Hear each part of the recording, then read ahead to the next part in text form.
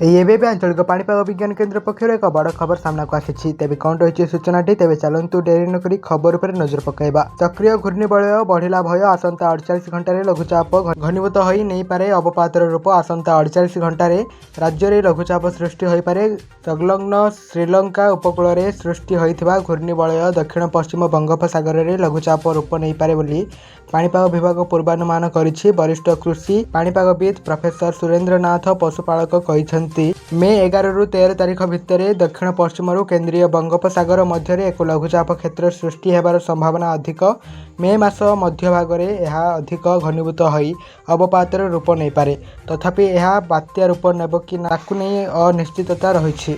समुद्र पृष्ठर तापमात्रा 30 रु 31 डिग्री और वायुमंडल मध्य भाग में आर्द्रता 65 रु 75% बात्या सृष्टि अनुकूल स्थिति रही। बड़ बात्या वर्टिकल विंडो शियर भली कारण जो बात्यार प्रभाव रहुछि, किंतु सृष्टि होगा लघुचाप अधिक घनीभूत होबार अनेक कारक बाधा सृष्टि करिपारे बोली से आकलन करिसेंति।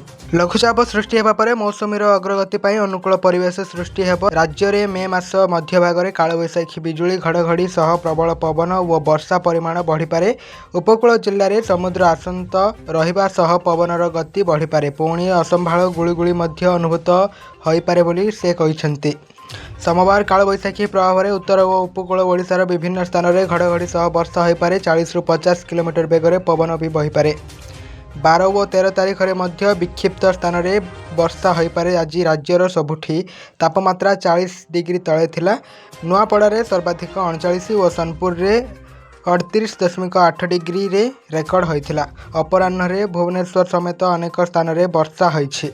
तो यह थिला आज दिन लाटेस्ट पाणीपाग अपडेट। प्रत्येक दिन एभली लाटेस्ट पाणीपाग अपडेट जानापी आम चैनल को एवं सब्सक्राइब कर पाखर आसुवा बेल आइकन को दबाई ऑल उपर क्लिक कर रखुँ, जहाँद्वारा प्रत्येक दिन आपण मैंने आम चैनल माध्यम सर्वप्रथम न्यूज वीडियो देखिपारे।